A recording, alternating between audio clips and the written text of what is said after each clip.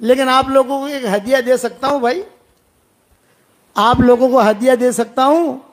ارے احمدآباد والے بولو تو صحیح یار، ایک ہدیہ دوں؟ دیکھو زندگی بھر آپ 3 باتوں کا معمول بنا لو. میری اس بتائی ہوئی بات پر اگر آپ نے عمل کر لیا تو آپ کی قیامت تک کے آنے والی نسلوں میں انشاءاللہ دین داخل ہو جائے گا اور کوئی فقیر نہیں رہے گا. عمل کرو گے بھائی؟ نمبر 1، 313 مرتبہ سورہ اخلاص پڑھنے کی عادت ڈالو. 313 مرتبہ درود شریف پڑھنے کی عادت ڈالو اور 313 مرتبہ استغفار پڑھنے کی عادت ڈالو. بس یہ 3 کام کرو آپ، لیکن نمازوں کی پابندی کے ساتھ. انشاءاللہ اتنی خیریں تم دیکھو گے، اتنی خیریں دیکھو گے، اتنی خیریں دیکھو گے، اتنی دعائیں قبول ہوں گی، اتنا مال اللہ دے گا، فرشتے جو ہے نا پیٹیاں بھر بھر کے پیسے پہنچائیں گے تم کو. کرو گے انشاءاللہ؟ 10 مرتبہ سورہ اخلاص پڑھو، جنت میں ایک محل تیار ہو جاتا ہے، صحیح حدیثوں میں. 20 مرتبہ پڑھو، 2 محل. 30 مرتبہ پڑھو، 3 محل. اور 313 مرتبہ پڑھو گے تو کتنے محل تیار ہوں گے بھائی؟ 31 محل. اور 104 مرتبہ قرآن شریف پڑھنے کے برابر ثواب. اور وہ محل ایسے ہیں کہ الیکٹرک کا بل نہیں بھرنا، مینٹین کرنا نہیں ہے، فرشتے خود الیکٹرک کا بل بھریں گے، وہاں الیکٹرک کی ضرورت ہی نہیں ہے، فرشتے سنبھالیں گے.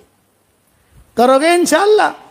میرے والد صاحب رحمۃ اللہ علیہ ایک بات فرماتے تھے، بیٹا یونس راتی ہونگ نہ آوے نا اپنوں نے تو 5-6 محل بڑے نکھوانا.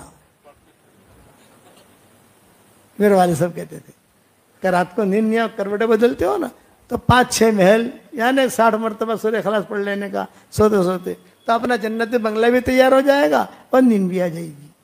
ابا فرماتے تھے کہ میں بیان کے لیے مرکز میں سے جب بھی ایک نکلتا تو ظاہری بات ہے کہ 5 منٹ پیدل چلتے تو چلتے چلتے میں محل بناتے بناتے چلتا.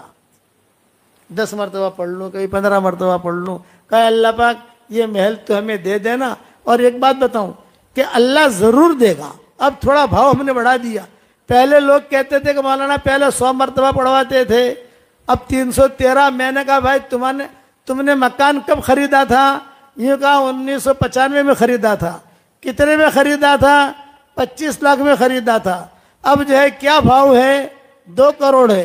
میں نے کہا تیرے مکان کا بھاؤ بڑھا تو ہمارا بھاؤ نہیں بڑھے گا؟ بڑھے گا کہ نہیں؟ تو 313 مرتبہ سورہ اخلاص پڑھنے کی عادت ڈالو، ٹھیک ہے؟ اور یہ میری تصویر ہے، جاندار، شاندار، مالدار، دیندار. یہ میری تصویر ہے. پورے احمدآباد والوں کو تو دے نہیں سکتے، یہ ہمارے محترم ہیں، ان کو دے دیتا ہوں. لو بھائی یہ آپ کو ہدیہ، ایک ایک دانہ سنبھال کے رکھنا. میری تصویر ہے، میں خود پڑھتا ہوں اس پر. تو 313 313 313. ارے بعض لوگ تو ایسے ہیں کہ خالی اپنے جیب میں لکھ کے رکھتے ہیں 313 313 313، تو بھی مالدار ہو جاتے ہیں. بدرین کی تعداد ہے، بہت بڑی چیز ہے یہ. اب جناتوں کے 5 بیانات رہ گئے. کتنے بیانات بھائی؟ آج تو میرا ارادہ تھا مائیکل جیکسن کا قصہ سنانے کا، کہ مائیکل جیکسن کا قصہ سناؤ، جوانوں کو ذرا مزہ آتا ہے قصہ سننے میں، سمجھ گئے نا. لیکن اب وقت نہیں، اب ہم تھک گئے ہیں، صبح بھی ہمیں بیان کرنا ہے. اب دعوت کا کام یہ ہمارا سدا بہار ہے، سدا بہار کام دعوت کا. ہر آدمی یہ نیت کرے کہ ہمیں دعوت و تبلیغ میں لگنا ہے. لگو گے انشاءاللہ؟ چلے لگاؤ، مسجد و جماعتیں بیٹھو، 3 دن لگاؤ، لیکن ہمارے ساتھیوں کے مشورے سے، بغیر مشورے کے نہیں. ہماری شورے کی جماعت ہے، ہر مسجد میں ہمارے ساتھی ہیں الحمدللہ.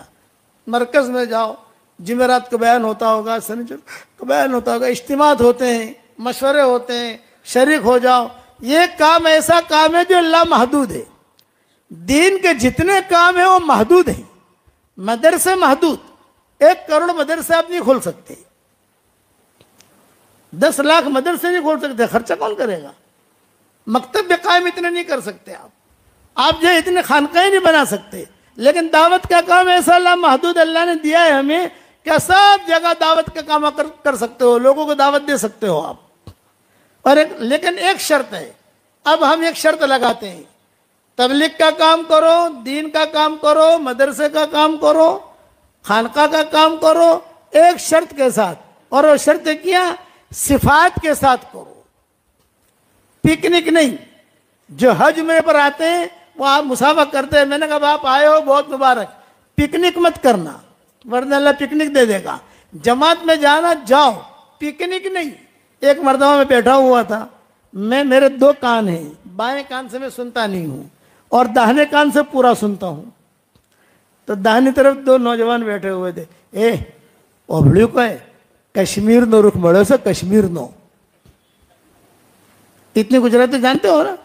کشمیر کا رخ ملا ہے اور بہت اچھا رخ ہے، اپنے میلے کی جماعت بنا دو نا، گھومنا بھی ہو جائے گا، ٹینشن فری بھی ہو جائیں گے، کشمیر بھی دیکھ لیں گے اور چلا تو ہی پورا ہو جائے گا۔ تو دوسرا کہتا ہے بھی میری بہن کی شادی یار، شادی تھوڑے آگے پیچھے کر لینا یار، مزہ آ جائے گا اپنے کو، وہ عبداللہ کو بھی لے لیں، وہ اسد کو بھی لے لیں، وہ اس کو بھی لے لیں۔ تو میں نے ان سے کہا یہ پکنک ہے آپ کی، اس پر اللہ اجر نہیں دے گا۔ اور ایک قرآن کی بات بتا رہا ہوں، یضل بھی کثیرا و یہدی بھی کثیرا، یہ مولوی طارق جمیل سے میں نے کہی تھی۔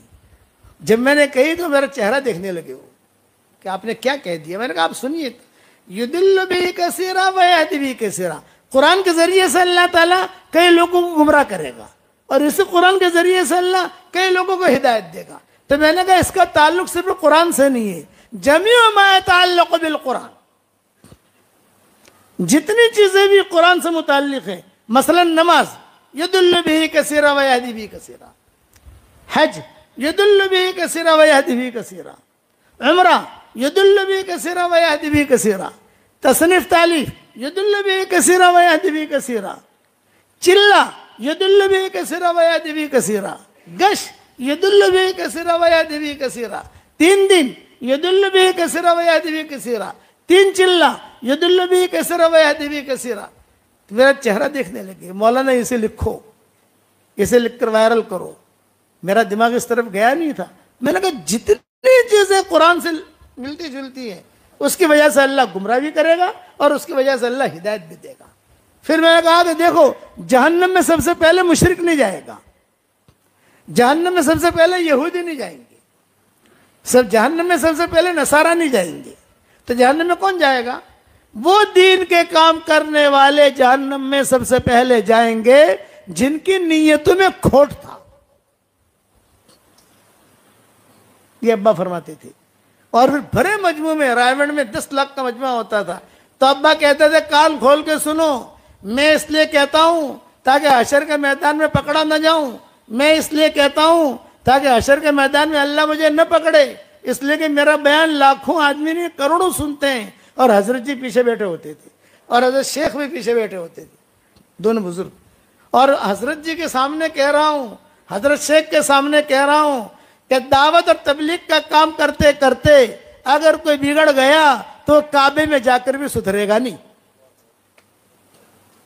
مدرسہ چلاتے چلاتے اگر کوئی بگڑ گیا وہ کعبے میں جا کر بھی سدھرے گا نہیں۔